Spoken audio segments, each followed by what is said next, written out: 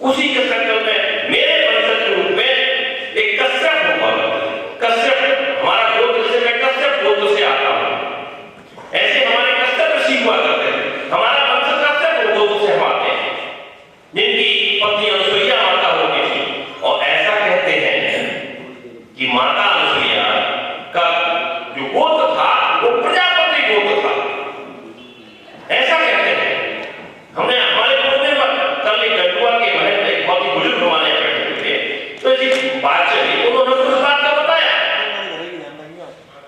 अब आज हमारे प्रजापति समाज की महत्ता का अनुमान आप इससे लगा सकते हैं।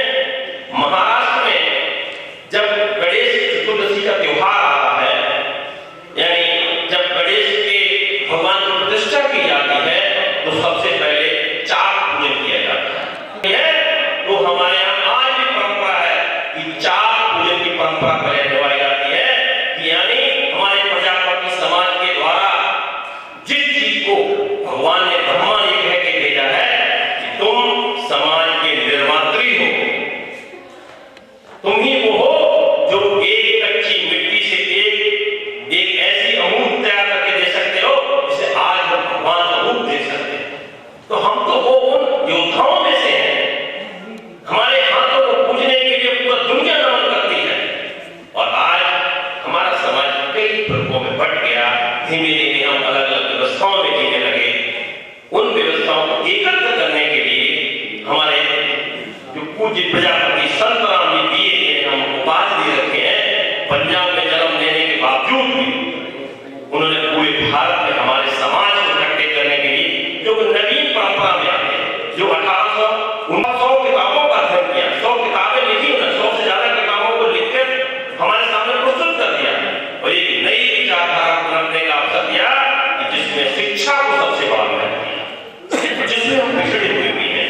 इसलिए हमको पिछड़ा समाज है, पिछड़े वर्ग इसलिए पिछड़े जाते हैं कि हमारे पास कला की कोई कमी नहीं है, हमारे हुनरमंदों कोई कमी नहीं है। हमारे भगवान ने हमको जिस उद्देश्य से भेजा था उस उद्देश्य शायद हम कहीं भटक गए हैं।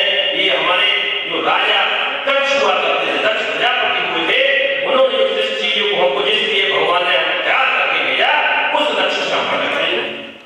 उस लक्ष्य को प्राप्त करने के लिए समय समय पर संत राम जैसे किया मुक्ति रूप में बनाएंगे, संत राम जैसे महापुरुष को जन्म दिया। एक कुछ दिन पहले एक कहानी पढ़ा था, नाम मुझे ध्यान नहीं आ रहा, दिमाग में लाऊंगा। एक महाराष्ट्र के भगवान होते थे, उनका भी नाम प्रजापति समाज से जोड़ा जाता है। कितने लोगों ने कहा था? मैं आज लोहे तो बहुत ही छोटे से प्रयास पूरे जिले को इकट्ठे करने का प्रयास कर रहे हैं। यहाँ जितने भी लोग आए हैं, मैं तो ये उम्मीद करता हूँ हर व्यक्ति अपने गांव में जाकर, हर व्यक्ति अपने गांव में जाकर कम से कम 100 लोगों से, समाज के लोग बैठ के चर्चा करेगा कि कम से कम साल में एक बार ये छोटा सा आह्वान हो, छोटा सा बुलावा है, ये हमारे मन में भावना होना चाहिए। और खासतौर से ऐसे लोग जो समाज के सक्षम लोग हैं, उन लोगों को ऐसे छोटे कार्यक्रम में बढ़ावा देकर लोगों को जोड़ने का कार्य करना का प्रयास करना चाहिए। चाहे वो नौकरी पेशा वाले हो, रिटायर हो, बुद्धिजीवी हो, ग्रामीण अंचल में रहने वाले लोगों को कम से कम साल में एक बार अवसर ऐसा जरूर आप लोग प्रदान करें जहां हम एक मंच पर संत राम प्रजापति जैसे भी इन्हीं के नाम पर उनकी जयंती के अवसर पर समाज में इकट्ठा और मंच के माध्यम से कुछ तो सीख के जाए। कम से कम आज के दिन आप यहाँ आएंगे तो हमारे समाज के कई लोगों से जिनसे बहुत लोग से नहीं मिले, उनसे मिल तो सकेंगे। इसलिए भैया मैं इसी वाणी के साथ में पुनः संत राम जी को याद करते हुए आप सबसे आह्वान करता हूँ कि आपका इतिहास बहुत पुराना है। आप इस भारत की धरा पर पहले राजा है, उस राजा के वंशज हैं, इसको बहुत बड़ी जिम्मेवारी इस देश को भेजा गया है। मैं चाहता हूँ कि जिम्मेवारी के साथ अपने परिवार को सुशिक्षित करने के लिए, शिक्षित करने के लिए, आगे बढ़ाने के लिए और संगठित रहने के लिए आप सबको भगवान ने रास्ता दिखाया और इन बच्चों को छोटा से प्रयास को आपने आज सफल बनाया। जो प्रयास किया इसको और ज्यादा मैं चाहता हूँ कि प्रांगण अगले वर्ष मेरे बच्चों के साथ रहे, पिछले 4-5 दिन से गाइड करना पड़ा, ये करो बेटा, ये करो, समाज में किसको बताया, कहीं नहीं बताया, मेरी जो भी मदद होगी तो मैं मदद करने से इकट्ठा कर लो, सब लोग फोन लेके जाओ यहाँ से, हमारे मंच पे बैठे हो वरिष्ठ लोग, इनकी फोन नंबर आप लेके जाइए, इनका अपने जीवन का उपयोग कीजिए। कहीं लगता है कि कोई कुछ यहाँ पे अध्यापक भी होंगे, उनसे आप कुछ लेके जाइए और समाज में आप सब लोग शिक्षा का विशेष जोर देते हुए अपने आप को आगे बढ़ाने का प्रयास करें। इन्हीं सब बातों से मैं आप सबको यहाँ आने के लिए और पुनः कम से कम अगली वर्ष जब आएंगे ये कार्यक्रम अगली साल इन्हीं बच्चों से करवाएंगे, कम से कम प्रांगण में तो सब लोग 50-100 लोग आए। इसी आह्वान के साथ मैं आज आप लोगों को बहुत बहुत धन्यवाद देता हूँ कि आज आप आए, बहुत बहुत धन्यवाद। मौत से पहले, वक्त से पहले मौत नहीं आने वाली, वक्त से पहले मौत नहीं आने वाली। इसी कड़ी में अभी आप लोगों को अनुभव कराया और ये भी अवगत कराया कि प्रजापति समाज का अपने समाज में क्या महत्व है, उस महत्व को बड़े विस्तार से प्राचीन काल में प्रजापति समाज का समाज में बहुत बड़ा महत्व रहा है, क्योंकि प्रजापति ही मंचा सिंह हमारे पिता तो बुजुर्ग माताएं, हम और साथियों भाई, मैं सभी का दिल की गहराइयों से वंदन अभिनंदन एवं स्वागत करता हूं।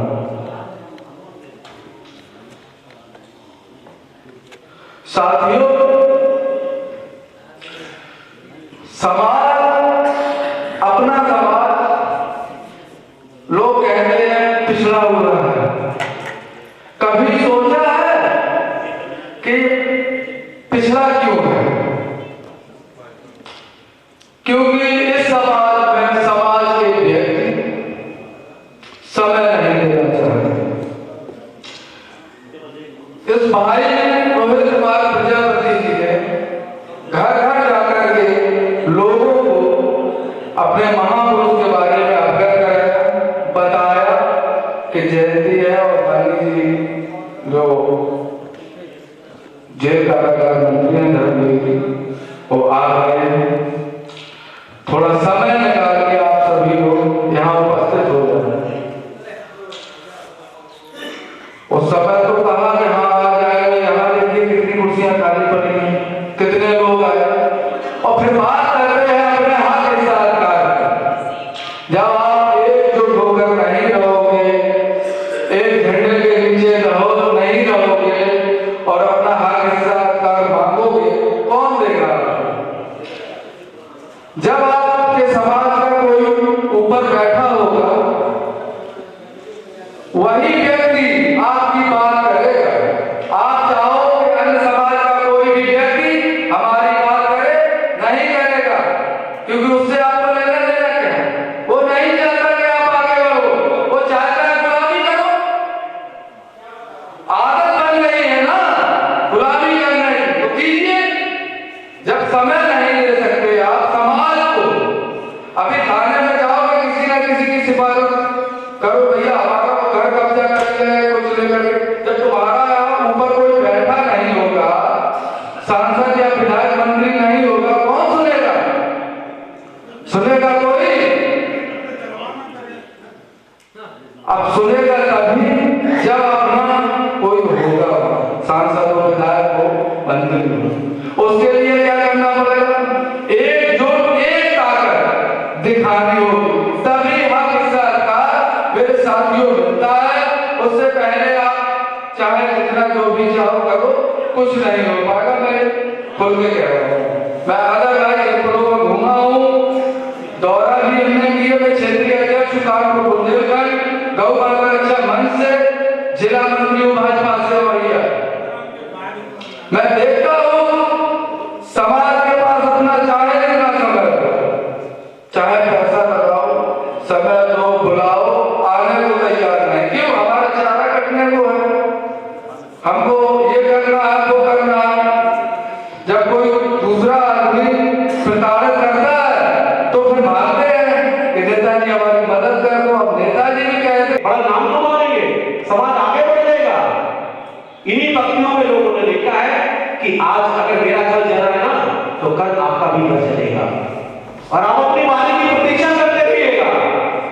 ये समाज हम सबको आगे लेकर काम करना पड़ेगा। अगर बदलाव लाना है तो ये हम सबको दृढ़ संकल्प करना पड़ेगा।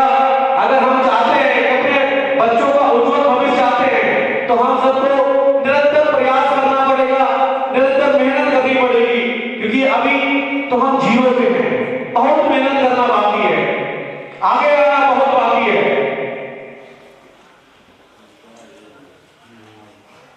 तो इसी संदर्भ में मैं कुछ दो पंक्तियों बोलना चाहूंगा। अभी तो बहुत लोगों तक पहुंचना है, बहुत सारा काम करना बाकी है। हालात की बंजर जमीन फाड़ कर निकला हूं, मैं शौहरत की धूप में नहीं जलूंगा। आप बस साथ रिवाज रखिएगा, अभी तो मैं लंबा चलूंगा। इसी बीच मैं तालियों के साथ स्वागत करेगा श्रीमान दिनेश प्रजापति जी, पुत्र श्री धर्मवीर प्रजापति जी, कारागार मंत्री एवं होमगार्ड मंत्री। चलो बैठो, स्वागत है आपका।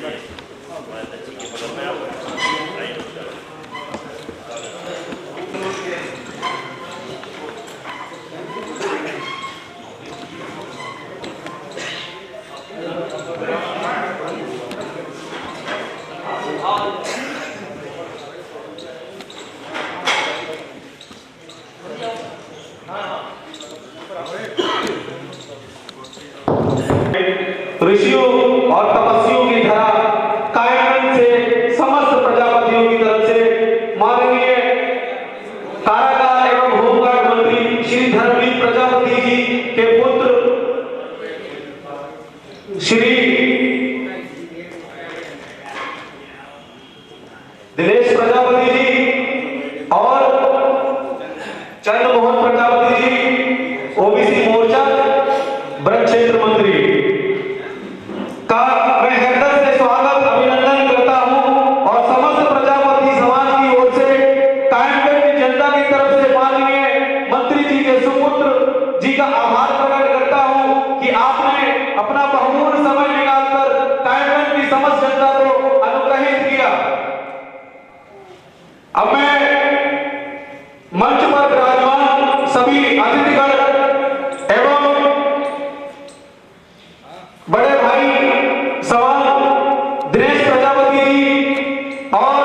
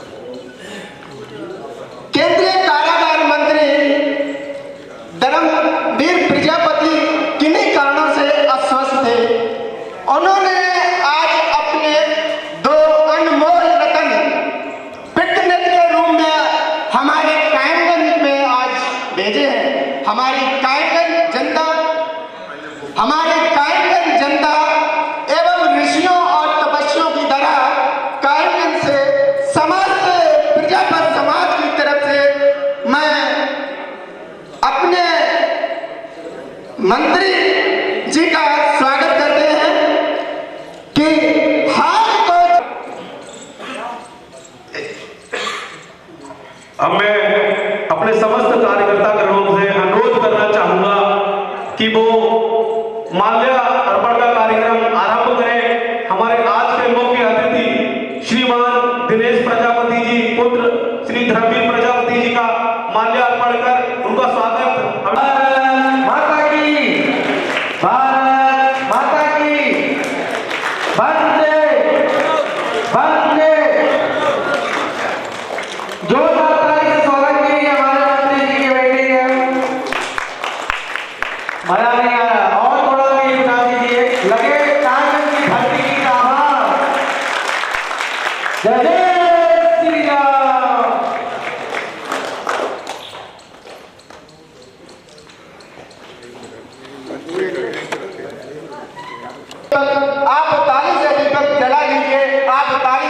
दीपक जला दीजिए। अब तो तालियों के दीपक जला दिए, कुछ तो स्वागत करना है किसी का।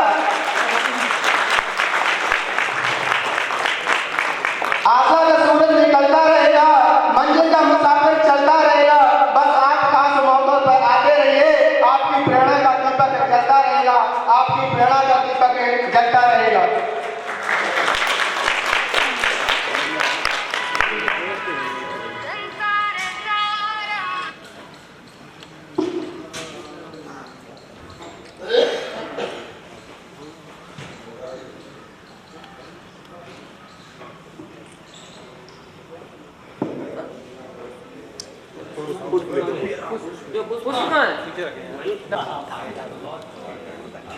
चित्र पर माल्यार्पण कर पुष्प अर्पण करते हुए हम सबके बीच में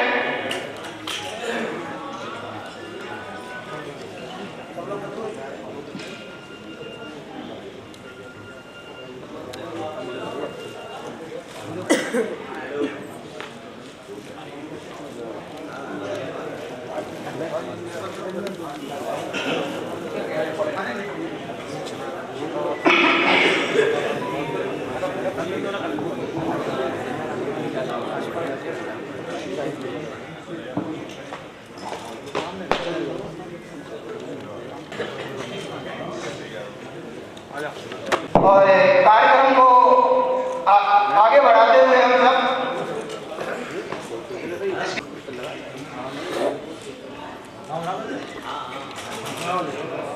इसी बीच किसी के लिए कुछ पंक्तियां हैं कि मंद मंद मुस्कान आपकी, मंद मंद हस्ती जानी पहचानी है, जन जन के हृदय में निवासी लोकप्रिय।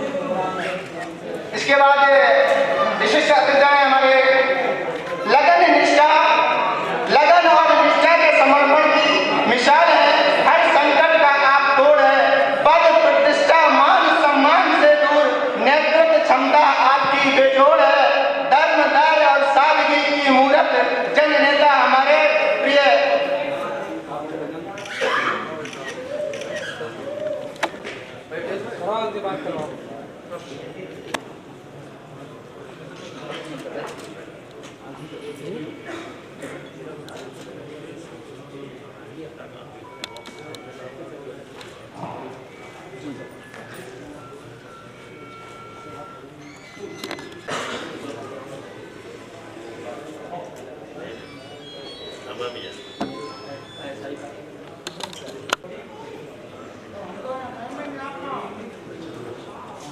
अब मैं रोहित भाई से अनुरोध करना चाहूंगा कि वो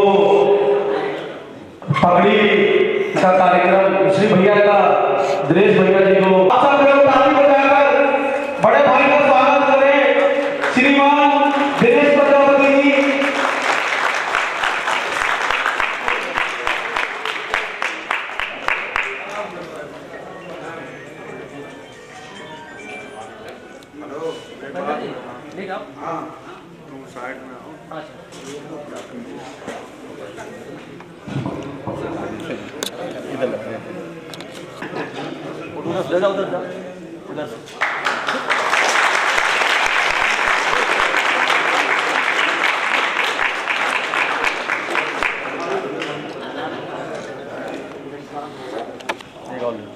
मैं कमेटी जो हमारे कार्यकर्तागण हैं उनसे अनुरोध करना चाहता हूँ कि आयोजक इस कार्यक्रम के आयोजक हैं वो हमारे मुख्य इसीलिए तालियों से स्वागत करते हुए हमारे मुख्य महोदय जी का और हमारे मनोज भाई और रोहित भाई ने हमारे मुख्य अतिथि महोदय जी को तलवार भेंट कर उनका स्वागत किया हम बहुत आभारी हैं।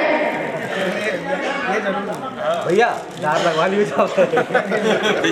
नहीं, हमने तो कहा झाड़ लगवा के दे भैया।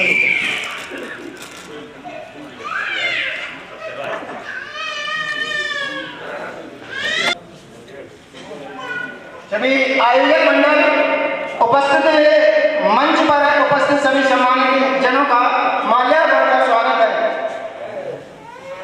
आप जिन्हें सब सलाम करें, वो शख्सियत है आप जिन्हें सलाम करें, इन्हें तालियों के साथ हम सब लोग स्वागत करते हैं।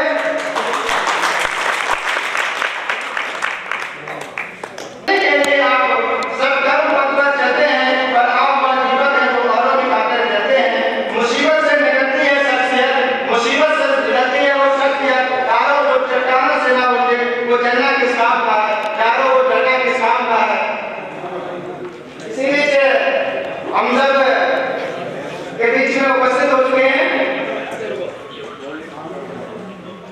कार्यक्रम को आगे बढ़ाते हुए हम सब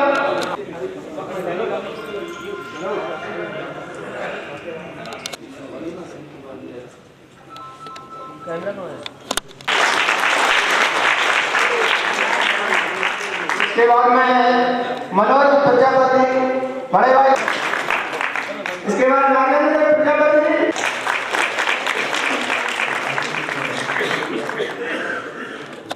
अगला बोलते जाओ, तैयार हो जाए।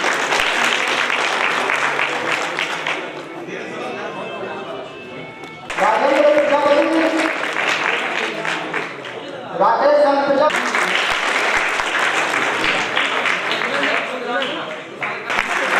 कलाइन से हमारे पधारे हुए नन्हे भाई साहब ऊपर आए। कलाइन से चलते रहे हमारे बीच नमाज़ों टाइगर को बजा करते हैं, इसी को नाम है जब तक ताली है जब तक।